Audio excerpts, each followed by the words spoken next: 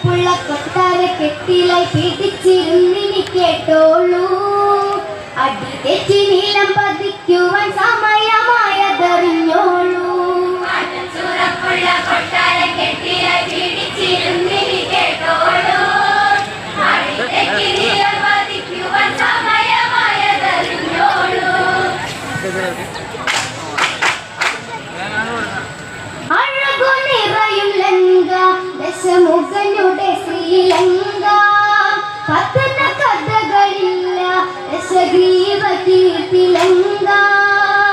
നിറഞ്ഞൊരു സദസ്സിൻ മുന്നിൽ കുതിച്ചു ചാടി വരുന്നല്ലോ. രഘുവര ദൂതുമായം ഗതൻ ലങ്കയിലാഗതനായല്ലോ.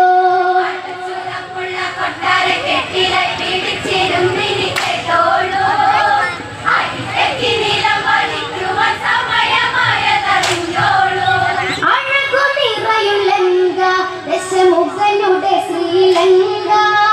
കഥന കഥകളില്ല ദശഗ്രീവ കീർത്തിലങ്ക.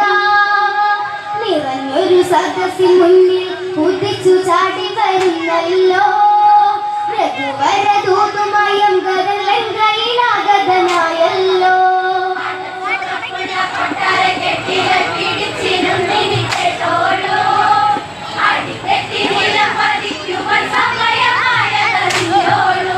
രാവണനോ കലി പൂണ്ട് ഉടനങ്കതനോടാരാഞ്ഞ്.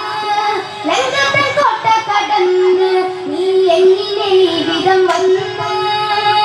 വഴി തെറ്റി വന്നൊരു മക്കടനെന്നു നിനച്ചു ഞാൻ വിട്ടേക്കാം. ക്ഷണം തന്നെ പോകണമില്ലെങ്കിൽ കഥ കഴിക്കും പറഞ്ഞേക്കാം.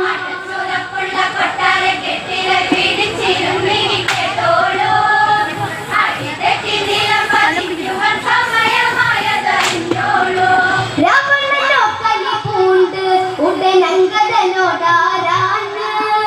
ലങ്കതൻ കോട്ട കടന്ന് നീ എങ്ങനെ ഈ വിധം വന്ന്. വഴി തെറ്റി വന്നൊരു മക്കടനെന്നു നിനച്ചു ഞാൻ വിട്ടേക്കാം.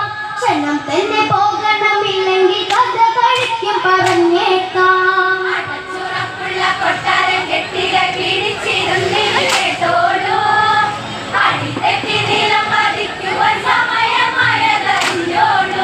അംഗദനോ അത് കേട്ട് തന്റെ വാല് വളച്ച് വളച്ച് ആസനം തീർത്തങ്ങിരുന്ന് ആ രാവണനോടുറ ചെയ്ത്. രഘുവര പത്നിയാം സീതയെ കട്ടുണി ലങ്കയിൽ കൊണ്ടുവന്നു.